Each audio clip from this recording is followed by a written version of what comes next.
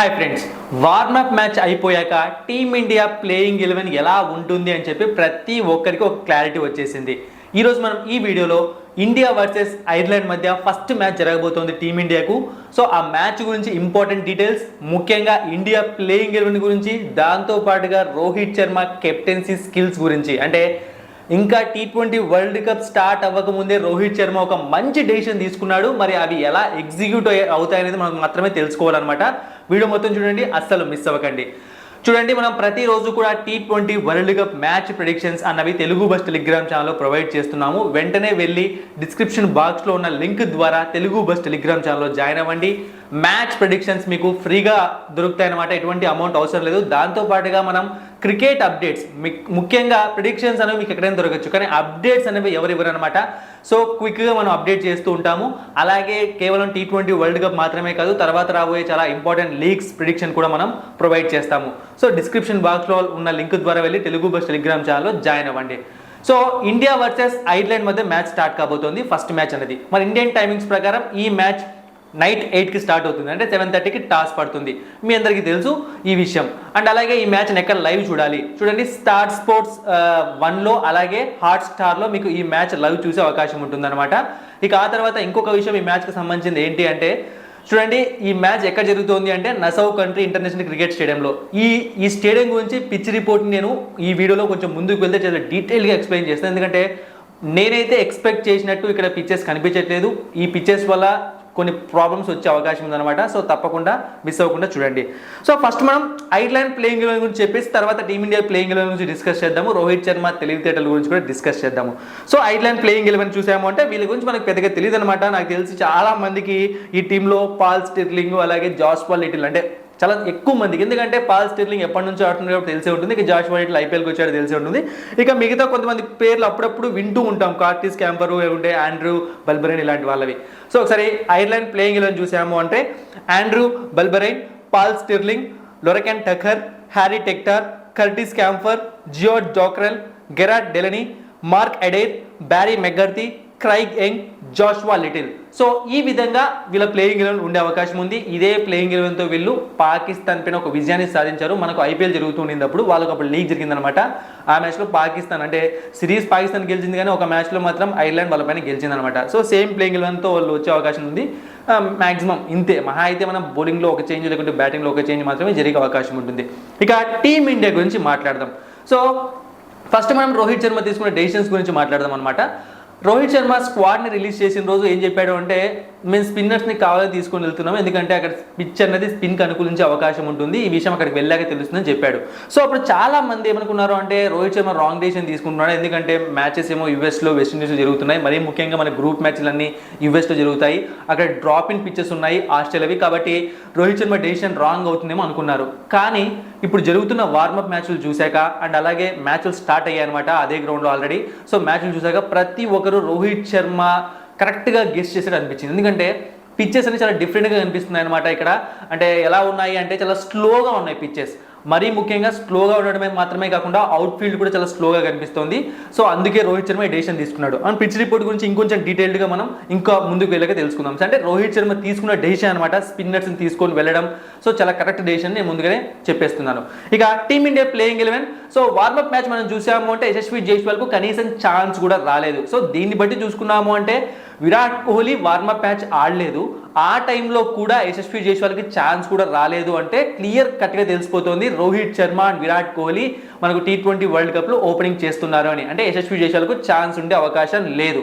ఇక నెక్స్ట్ ఎవరు వస్తారు, సూర్యకుమార్ యాదవ్ అనమాట, 1 డౌన్, డౌటే లేదు. ఇక ఆ తర్వాత హార్దిక్ పాండ్యా వస్తాడు. అయితే హార్దిక్ పాండ్యా వార్మప్ మ్యాచ్లో ఫెంటాస్టిక్గా పర్ఫామ్ చేశాడు, బ్యాక్ టు బ్యాక్ సిక్సర్స్ కొట్టాడు. సో నేను కూడా అనుకున్నాను అనమాట, హార్దిక్ పాండ్యా ఐపీఎల్లో ఫామ్లో లేడు, T20 వరల్డ్ కప్ వస్తే ఎలా ఆడతారా బాబా అనుకున్నాను. కానీ బట్ కొంచెం అయితే రిలీఫ్ అనమాట, ఎందుకంటే ఇండియన్ క్రికెట్ జెర్సీ వేసుకుంటే హార్దిక్ పాండ్యా ఖచ్చితంగా ఆడతాడని చెప్పి చాలా మంది చెప్పారు. బట్ నేను కూడా దానికి ఆపోజిట్గా ఉండేవాడిని. బట్ నిజంగా ప్రూవ్ చేశాడు అనమాట. ఫస్ట్ వార్మప్ మ్యాచ్లో అద్భుతంగా పర్ఫామ్ చేశాడు, అలాగే పర్ఫామ్ చేయాలని కోరుకుందాము. అండ్ ఇంకొక విషయం గుర్తుపెట్టుకోండి, హార్దిక్ పాండ్యా ఇక్కడ తొందరగా అంటే మన బ్యాటింగ్ ఆటలో చాలా ఫాస్ట్గా ముందుకు పంపిస్తున్నాం. ఎందుకు అంటే సో ఈ మధ్య కాలంలో అతను అంటే లాస్ట్ సీజన్ ఐపీఎల్ వదిలిపెట్టేస్తే అంతకుముందు గుజరాత్ కానీ 2 సీజన్లు కూడా ఇదే పొజిషన్లో బ్యాటింగ్ వచ్చేవాడు, మంచిగా రన్స్ కూడా చేశాడు. సో ఫినిషర్ కన్నా ఎక్కువగా ఆ మధ్యలో వస్తేనే హార్దిక్ పాండ్యా బాగా పర్ఫామ్ చేస్తున్నాడు. ఇక నెక్స్ట్ చూసాము అంటే శివం దుబే చాలా మంది కన్ఫ్యూజ్ అవుతారు శివం దుబే ఎందుకు ఉంటాడని చెప్పి. నాకు తెలిసి ఖచ్చితంగా శివం దుబే ప్లేయింగ్ 11లో ఉంటాడు అని నాకు అనిపిస్తుంది అనమాట. సో ఇది గేమ్ ప్లాన్ అనిపిస్తుంది రోహిత్ శర్మదు. అండ్ ఎందుకంటే శివం దుబేకి వార్మప్ మ్యాచ్లో బౌలింగ్ ఇవ్వడము, బ్యాటింగ్ పంపించడము, సో ఇవన్నీ చూసుకున్నాము అంటే మీకు అర్థమవుతుంది ఇక్కడ. ఎందుకంటే యశస్వి లెఫ్ట్ హ్యాండ్ మనకి బ్యాట్స్మెన్ కనిపించట్లేదు, రింకు సింగ్ రిజర్వ్ ప్లేయర్స్లో ఉన్నాడు. సో ఖచ్చితంగా లెఫ్ట్ హ్యాండ్ బ్యాట్స్మెన్ కావాలన్నమాట. అంటే మిడిల్ ఆర్డర్స్లో శివం దుబే, అక్షర్ పటేల్ అండ్ రవీంద్ర జడేజా వీళ్ళందరూ లెఫ్ట్ ఆడే వాళ్ళే. బట్ శివం దుబే వచ్చాడు అనుకోండి టీంలోకి, ఇంకొక బౌలింగ్ ఆప్షన్ కూడా పెరుగుతుంది అనమాట. సో ఆ విధంగా చూసుకున్నప్పుడు శివం దుబే ఖచ్చితంగా టీంలో ఉంటాడని నాకు అనిపిస్తుంది.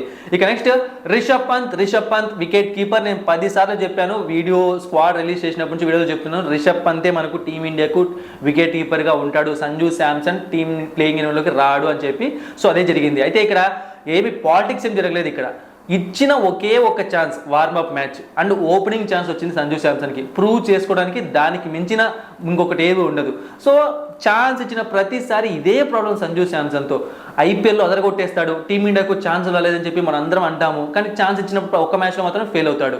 సో ఇలాంటివి జరుగుతున్నాయి. అందుకే రిషబ్ పంత్ మాత్రం కరెక్ట్ టైంలో ప్రూవ్ చేసుకున్నాడు తను ఏంటి అని చెప్పి. అందుకే రిషబ్ పంతే ఉంటాడు. సంజు శాంసన్ ప్లేయింగ్ 11లోకి రావడం చాలా అంటే చాలా కష్టం. ఏదైనా మ్యాజిక్ జరిగితే ఆ మ్యాజిక్ ఏంటి అంటే మనం గేమ్ ప్లాన్ అనుకున్నాం కదా, శివం దుబేని కాకుండా సంజు శాంసన్ పెట్టుకుంటే అదే అవుతుంది అనమాట. ఇక నెక్స్ట్ చూసాము అంటే అక్షర్ పటేల్, రవీంద్ర జడేజా ఈ ఇద్దరిలో ఎవరో ఒకరు మాత్రమే ప్లేయింగ్ 11లో ఉండే అవకాశం ఉంది. యాక్చువల్గా ఇద్దరు ఉండే అవకాశం ఉంటుందని చెప్పి అందరూ అనుకున్నారు. బట్ నాకు తెలిసి అక్షర్ పటేల్, రవీంద్ర జడేజా, బట్ జడేజానే తీసుకునే అవకాశం ఎక్కువగా ఉంది. ముందే చెప్పేస్తున్నా, ఖచ్చితంగా జడేజానే టీంలోకి వస్తాడేమో నాకు అనిపిస్తుంది అనమాట. ఎందుకంటే నేను ఇప్పుడు చెప్పట్లేదు, ఇది స్క్వాడ్ రిలీజ్ చేసిన రోజే చెప్పాను. ఇక నెక్స్ట్ చూసాము అంటే కుల్దీప్ యాదవ్ ఖచ్చితంగా టీంలో ఉంటాడు, నో డౌట్. అంటే ఫ్రంట్ లైన్ స్పిన్నర్గా అనమాట, స్పిన్ డిపార్ట్మెంట్ని అతనే హ్యాండిల్ చేస్తాడు.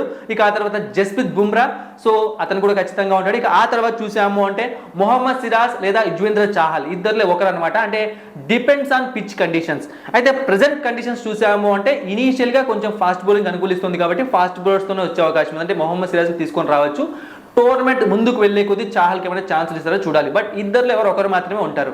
ఇక ఆ తర్వాత హర్షదీప్ సింగ్ ఖచ్చితంగా ప్లేయింగ్ 11లో ఉంటాడు. అంటే మీరు అనుకోవచ్చు మొహమ్మద్ సిరాజ్ని కాదని చెప్పి హర్షదీప్ సింగ్కి ఛాన్స్ ఇస్తారంటే, నాకు ఎందుకో లెఫ్ట్ ఆర్మ్ పేసర్కి ఛాన్స్ ఇస్తారనిపిస్తుంది ప్రెసెంట్ ఉన్న సిచ్యువేషన్స్ ప్రకారం. సో ఆ విధంగా లేదంటే కినా చాహల్ని పెట్టుకొని లేకుంటే మొహమ్మద్ సిరాజ్ని ఛాన్స్ ఇచ్చి హర్షదీప్ సింగ్ని పక్కన పెట్టచ్చు. సో ఈ విధంగా కూడా ప్లాన్ చేయొచ్చు. డిపెండ్స్ ఆన్ సిచ్యువేషన్ అనమాట, ఎంతమంది పేసర్స్తో వెళ్ళాలని చెప్పి రోహిత్ శర్మ డిసైడ్ అవుతాడు. సో ఈ విధంగా టీమిండియా ప్లేయింగ్ 11 ఉండే అవకాశం ఉంది. సో వార్మప్ మ్యాచ్లో మనకైతే కొన్ని డౌట్స్ క్లియర్ అయ్యాయి అనమాట. సూర్యకుమార్ యాదవ్ మంచి టచ్లో కనిపించాడు, రోహిత్ శర్మ మంచి షాట్స్ ఆడాడు కానీ ఎక్కువసేపు క్రీజ్లో నిలబడలేదు. ఇక రిషబ్ పంత్ సూపర్గా పర్ఫామ్ చేశాడు. అండ్ అలాగే నెక్స్ట్ హార్దిక్ పాండ్యా సూపర్గా పర్ఫామ్ చేశాడు. శివం దుబే బౌలింగ్ చేశాడు. సో ఆల్మోస్ట్ అన్ని నెగిటివ్ కూడా మనకి ఎక్కువగా పాజిటివ్ కనిపిస్తున్నాయి. ఇక విరాట్ కోహ్లీ అయితే వార్మప్ మ్యాచ్ ఆడలేదు. సో ఐర్లాండ్ మ్యాచ్ డైరెక్ట్గా ఓపెనింగ్ చేస్తాడు. అండ్ మీరు గుర్తుపెట్టుకోండి, విరాట్ కోహ్లీ అండ్ రోహిత్ శర్మ ఓపెనింగ్ చేసినప్పుడు చాలాసార్లు చాలా మంచి స్కోర్స్ వచ్చాయి టీమిండియాకు. అదే రిపీట్ అయ్యే అవకాశం ఉంది. ఇప్పుడు మనం so Nassau County cricket international cricket stadium pitch report గురించి క్లియర్గా తెలుసుకుందాం. ఆల్రెడీ కొన్ని విషయాలు నేను స్టార్టింగ్లో చెప్పేసాను అనమాట. సో డ్రాప్ ఇన్ పిచ్చెస్ అన్నారు కాబట్టి ఆస్ట్రేలియా టచ్ కొంచెం ఉంటుందని అనుకున్నారు, కానీ డ్రాప్ ఇన్ పిచ్చెస్ అంటే ఎప్పుడైనా సరే న్యాచురల్గా ఒక పిచ్ తయారవడం వేరే, ఇంకొక మనం తెచ్చి ఒక పిచ్ని అక్కడ పెట్టడం వేరే అనమాట. సో అదే ఇక్కడ జరిగిందనమాట. ఏమవుతుందంటే అవి ఆస్ట్రేలియా కండిషన్స్ అన్నవి కొద్దిసేపు మాత్రమే ఉంటున్నాయి. సో అవుట్ ఫీల్డ్ మొత్తం అక్కడదే కదా, అంటే యూఎస్ వాళ్ళదే కదా. సో ఆ అవుట్ ఫీల్డ్ మొత్తం చాలా స్లోగా కనిపిస్తుంది అనమాట. అంటే T20 క్రికెట్కి ఇలాంటి అవుట్ ఫీల్డ్ ఉంటుందా అని చెప్పి అనుమానం క్రియేట్ చేస్తుంది. పిచ్చెస్ ఎంత స్లోగా ఉన్నాయంటే చిన్న చిన్న స్కోర్స్ కూడా 20 ఓవర్స్ వరకు వెళ్తున్నాయి. అంటే 2 పేస్డ్ వికెట్స్ ఉంటున్నాయి ఇక్కడ. ఎప్పుడు పడితే అప్పుడు పిచ్ ఏ విధంగా అంటే ఆ విధంగా మారిపోతుంది. కొద్దిసేపు బ్యాటింగ్ అవుతుంది, కొద్దిసేపు బౌలింగ్ అవుతుంది. సో ఇన్నింగ్స్ కాదు, 10 ఓవర్స్ 5 ఓవర్స్ కూడా పిచ్ చాలా చేంజ్ అవుతుంది. సో చాలా డిఫికల్టీస్ ఉన్నాయి ఈ పిచ్చెస్తో. అంటే ఇంకొకటి ఏంటి అంటే మనం ఇక్కడ నెగిటివ్ పాయింట్ ఏంటంటే ఇప్పుడే ఈ పిచ్ ఇంత స్లోగా ఉంటే చాలా మ్యాచెస్ జరిగే కొద్దీ ఈ పిచ్ పరిస్థితి ఏంటి? ఎందుకంటే మనం పెద్ద పెద్ద టోర్నీస్ చూసినప్పుడు ఒకే పిచ్ పైన ఒక సేమ్ గ్రౌండ్లో ఎక్కువ మ్యాచ్లు ఆడుతున్నాము అంటే ముందుకు వెళ్ళే కొద్దీ పిచ్ స్లో అయిపోతూ వస్తుంది. ఇప్పుడే స్లోగా ఉంటే లాస్ట్కి ఏమవ్వాలి ఈ పిచ్? సో దీని ప్రకారం చూసుకున్నామంటే సంథింగ్ ఏదో ఒకటి, అంటే బ్యాట్స్మెన్స్ మాత్రం చాలా ఇబ్బంది పడే అవకాశం ఉందన్నమాట ఈ టోర్నమెంట్లో. అంటే ఐపీఎల్లో లాగా మిగతా కంట్రీస్లో లాగా భారీ స్కోర్లు రావడం కష్టమే. ఒకవేళ భారీ స్కోర్లు వచ్చినా సరే 2 పేస్డ్ వికెట్ భాగంలో వస్తాయి. అంటే ఒక ఇన్నింగ్స్ బాగా వచ్చి ఇంకొక ఇన్నింగ్స్ బౌలింగ్ ఏమంటారు ఇంకో ఇన్నింగ్స్ బౌలింగ్కి అనుకూలించడం ఇలాంటివి జరిగే అవకాశం ఉందన్నమాట. సో ఓవరాల్గా చెప్పాలంటే నిసౌ కంట్రీ ఇంటర్నేషనల్ క్రికెట్ స్టేడియం అన్నది బ్యాటింగ్ పిచ్ అయితే కాదని క్లియర్గా తెలిసిపోయిందనమాట. సో బ్యాటింగ్ చేయాలి అంటే ఇక్కడ టెక్నిక్ అనేది ఎక్కువగా ఉండాలి. ఎందుకంటే అవుట్ఫీల్డ్ స్లోగా ఉంది, పిచ్ స్లోగా ఉన్నప్పుడు మంచి టెక్నిక్ ఉన్న బ్యాట్స్మెన్స్ అద్భుతంగా రన్స్ చేస్తారు. ఏదో ఊపేద్దాం హిట్టింగ్ చేద్దాం అంటే మాత్రం ప్రతిసారి వర్కౌట్ అవ్వదు, క్యాచ్ అవుట్ అయ్యే ప్రమాదం ఉంటుంది. సో టెక్నిక్ అంటే ఎలా అంటే రిస్ట్ని ఎక్కువగా యూజ్ చేసేవాళ్ళు. ఫర్ సపోజ్ ఎగ్జాంపుల్ మన టీమిండియాలో విరాట్ కోహ్లీ రిస్ట్ని అద్భుతంగా యూజ్ చేస్తాడు, సంజు శాంసన్ కూడా బాగా యూజ్ చేస్తాడు. సో ఇలాంటి వాళ్ళు అనమాట. సో రిస్ట్ టెక్నిక్ ఉన్న వాళ్ళు ఈ పిచెస్ పైన బాగా కూడా ఆడే అవకాశం ఉంటుంది. సో ఇదనమాట ఓవరాల్గా ఈ మ్యాచ్కి సంబంధించిన రిపోర్ట్. ఇక నేను ఆల్రెడీ కూడా చెప్పాను, రోహిత్ శర్మ మంచి డెసిషన్ తీసుకున్నాడు, స్లో పిచ్చెస్ అని ముందే గ్రహించి స్పిన్నర్స్ని తీసుకొని రావడం ఇది బాగా వర్కౌట్ అవుతుంది. ఇక ఈ మ్యాచ్లో ఎవరు గెలుస్తారు చూడండి. ఇండియా తప్పకుండా 120% గెలుస్తుంది. బట్ నేను ఏం కోరుకుంటున్నాను అంటే ఎలా గెలవాలి అంటే ఆ గెలుపు సో డామినేషన్ కనిపించాలి. డామినేషన్ కనిపించకుండా వాళ్ళు ఒక 170 160 కొట్టి మనోళ్ళు దాన్ని 19 ఓవర్ల వరకు 20 ఓవర్ల వరకు తీసుకొని అలా గెలిస్తే అంటే అపోజిషన్ని బట్టి మన పర్ఫార్మెన్స్ ఉండాలి. ఫర్ సపోజ్ మీరు బాగా ఇలాంటివి చూశారు అంటే ఆస్ట్రేలియా లేకుంటే ఇలాంటి కంట్రీస్ అపోజిషన్ చిన్నగా ఉన్నప్పుడు వాళ్ళు డామినేషన్ క్లియర్గా చూపించేస్తాయి. కానీ మన వాళ్ళు చిన్న చిన్న కంట్రీస్ పైన చాలాసార్లు గెలుస్తున్నా సరే ఏదో కొట్టామే అన్నట్టుగా గెలుస్తారు తప్పితే భారీ విజయాలు సాధించడం చాలా తక్కువగా చూస్తుంటాం. సో అలాంటి విజయాలు మనకొద్దు. అపోజిషన్ పైన పూర్తిగా ఏమంటారు మీద పడిపోండి, గట్టిగా గెలవండి. అంటే ఒక సూపర్ విక్టరీ కావాలి, వస్తుందని నేను కోరుకుంటున్నాను. సో టీమిండియా గెలవడం ఖాయం. సో మరి అప్డేట్స్ కోసం, మ్యాచ్ ప్రెడిక్షన్స్ కోసం తెలుగు బస్ టెలిగ్రామ్ ఛానల్లో జాయిన్ అవ్వండి. Thank you for watching and supporting మీ. మరిన్ని ఇంట్రెస్టింగ్ వీడియోస్ కోసం సబ్స్క్రైబ్ చేయడం మర్చిపోకండి.